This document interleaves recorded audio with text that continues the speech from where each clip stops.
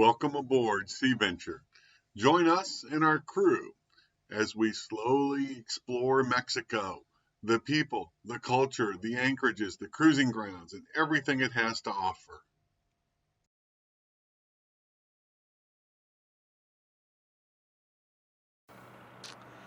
Good morning. It's the 5th of January. It's a bit of a rainy day today.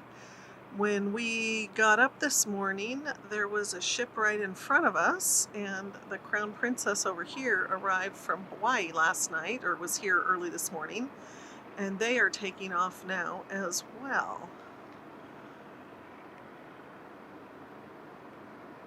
Looks like it's going to be a quieter day here at the harbor, and maybe we'll stay put since it's kind of rainy and cloudy and drizzly out.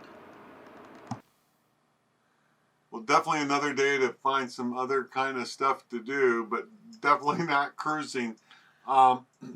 We got an email from the Marina just alerting everybody in the Marina to be aware that there might be some swells or whatever tomorrow, and sending the forecast, which right now is saying that tomorrow 10 a.m., which will be Friday, January 6th, expect 15.7 foot seas on 18 seconds in Ensenada Bay, not even offshore, but in the bay.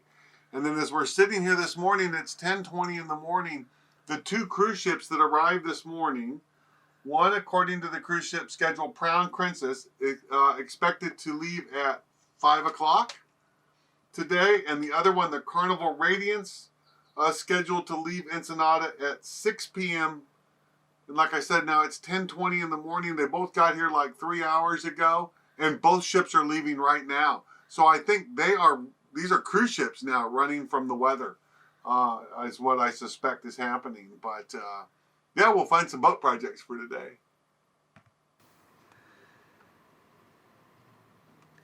The cats are on the upper deck,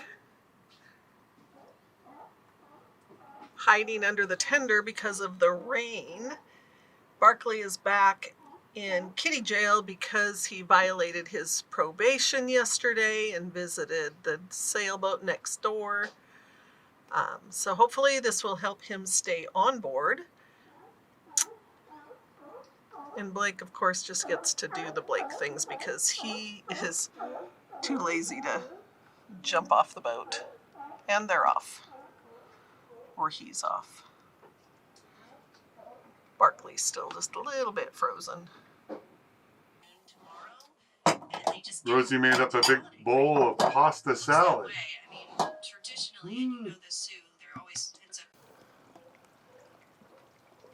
With the alerts from the Marina and seeing predict wind and noting that they're anticipating sometime overnight tonight up to 16-foot seas inside Ensenada Bay, we've made some adjustments to Sea Venture.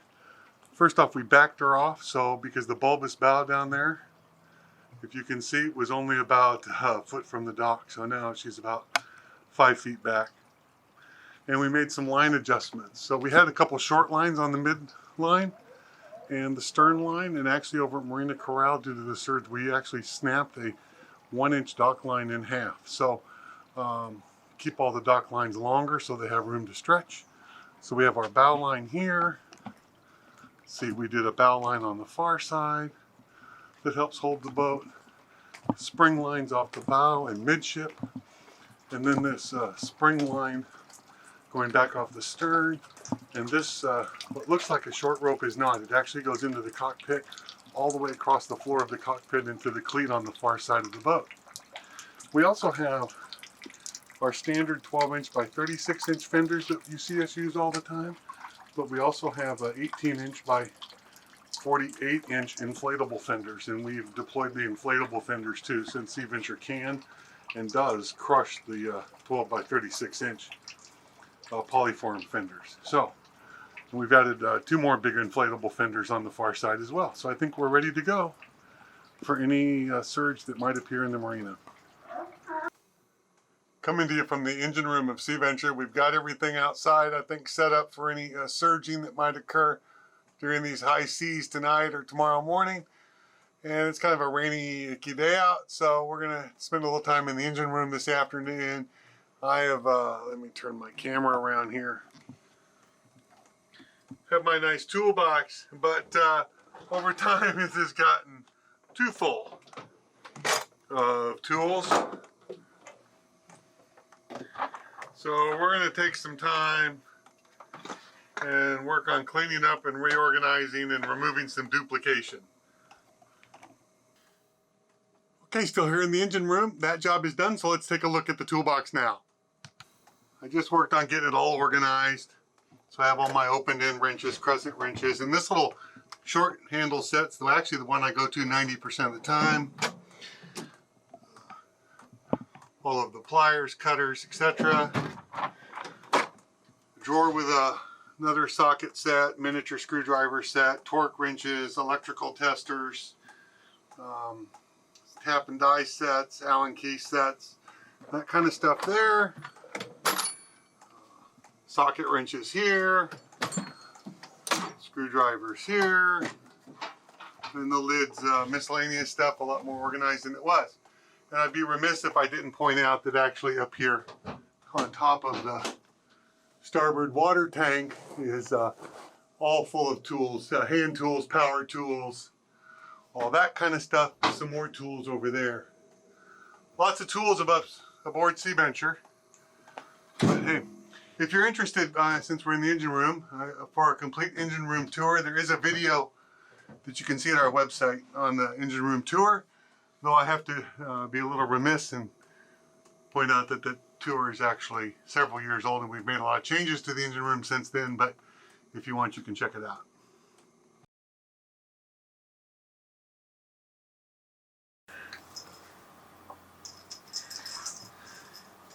Kitty playtime.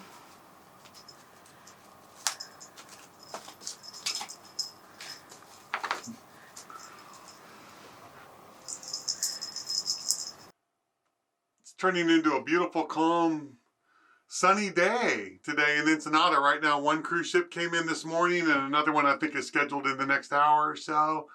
I got pretty surgy and rolly in the Marina last night around midnight, 1 a.m. I'd like to claim we stayed up, to take care of SeaVenture, blah, blah, blah. But in reality, we got sucked into a Netflix, marathon watching series called Emily in Paris. Kind of fun and, yeah, just fun. So we ended up staying up watching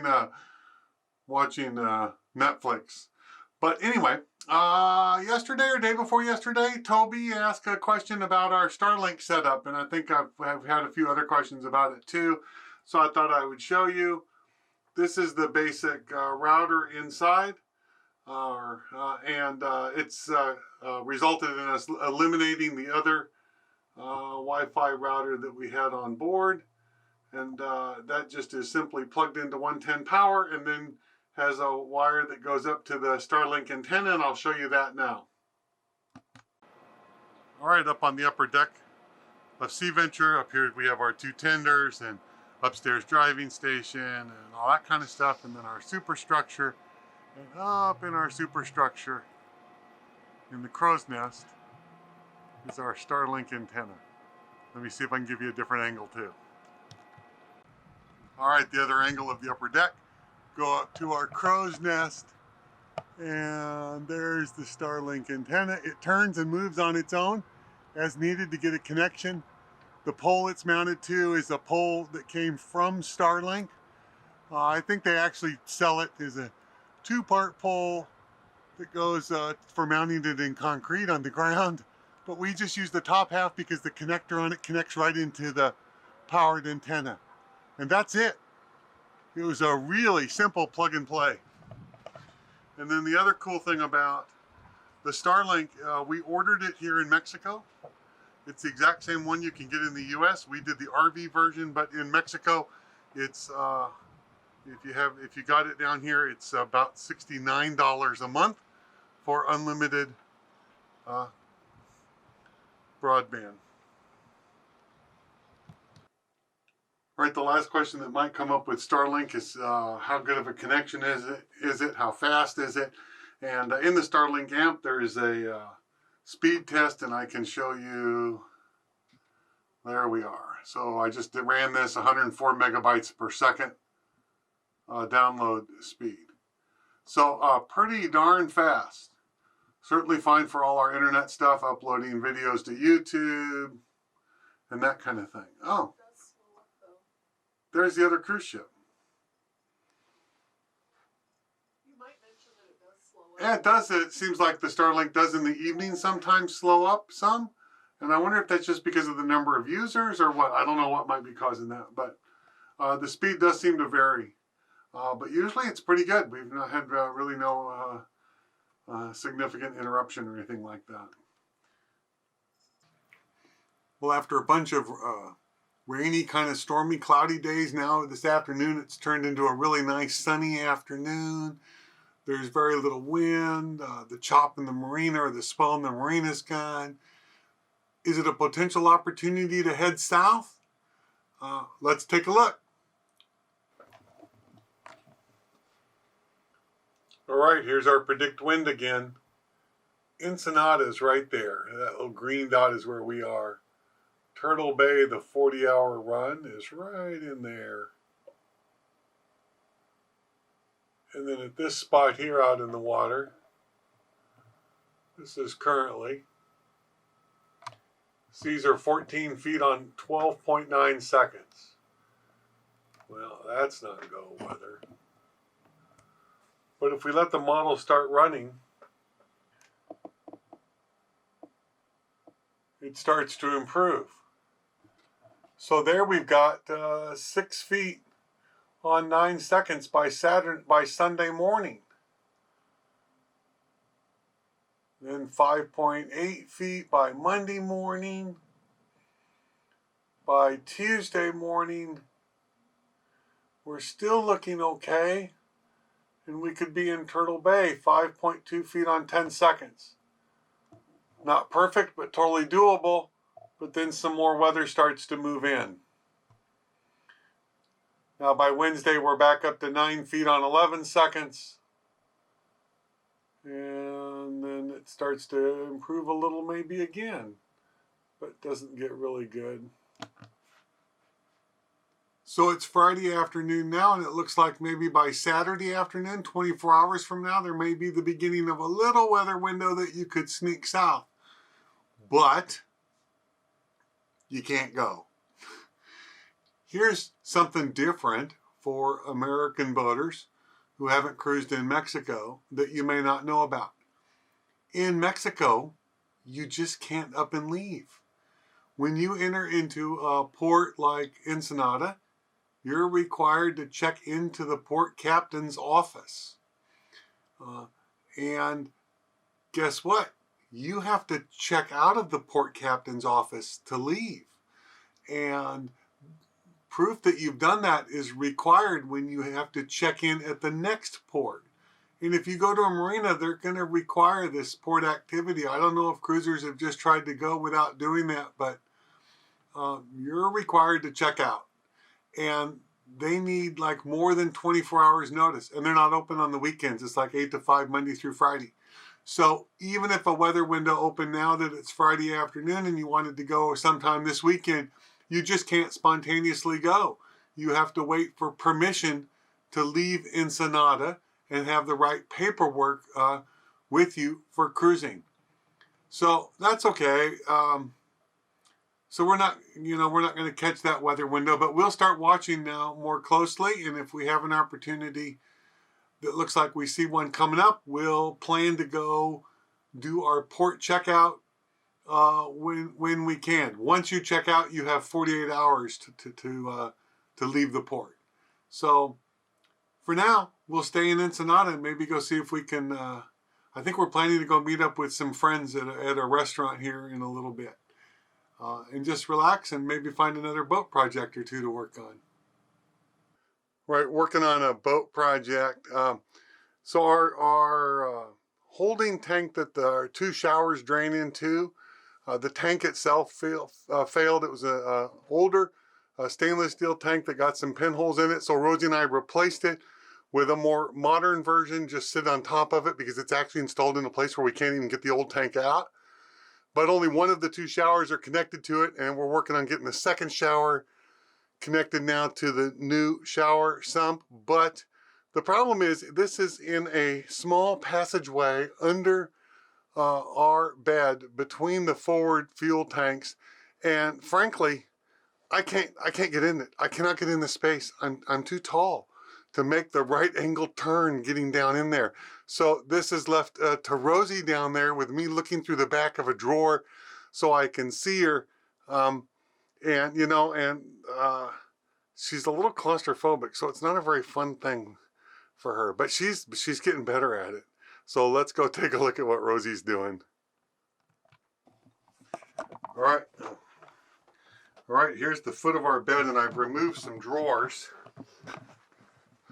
So if we look down in this little chase down here, hello. There's Rosie. Here, let's see what we got going. Sorry, guys. Yeah, we have this lovely little, we call it the captain's bilge. It's a little chase. It's great for storing excess 5-gallon buckets of oil. But before we fill it up, we wanted to get this situation resolved. So this is the new pump we put in. This is the old holding tank that has failed. It failed at the seams, and anyway, it's done. So we put this new one in. I was just cleaning it out since we were here. We've got the one shower hooked up to it. This one here is the first shower. This is the waste line going out. But we have a couple more items. I'm not sure if I can show them very well. There's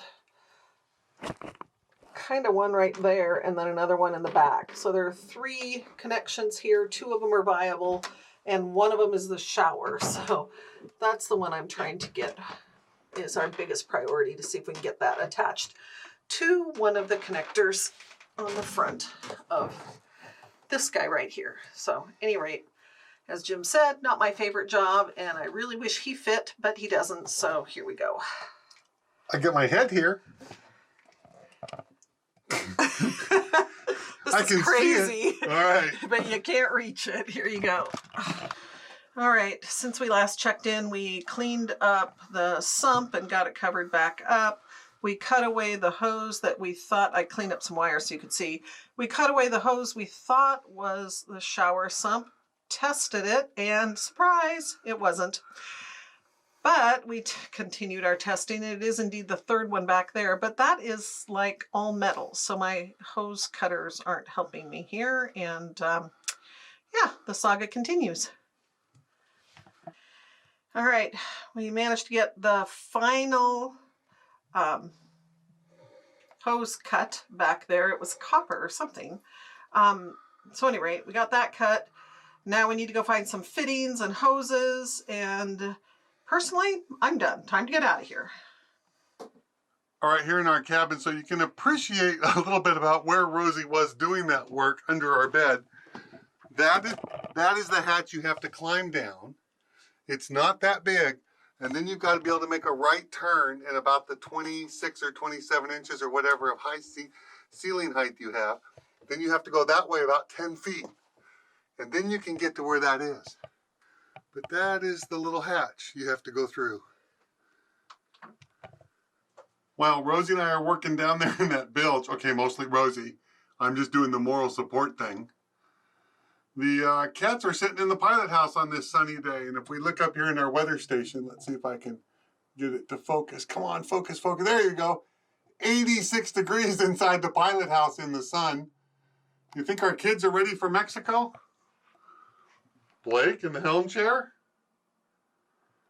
and Barkley in the bench, doing what cats do best. All right, time for margaritas and friends. We're meeting some friends at La Gojera. I don't know. I bet one of you can tell me how you say it. Let's go check it out. Making our pico de gallo at the table.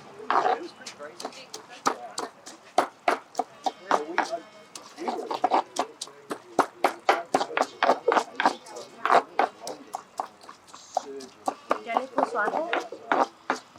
No. ¿Cuánto de era sin ajo? ¿Sin ajo? I was thinking it was a rough spot. Yeah, I think $100 is the roughness.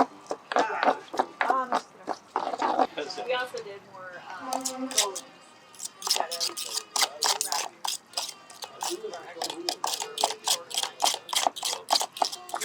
We learned on ours that we kind of fenders on the tail and up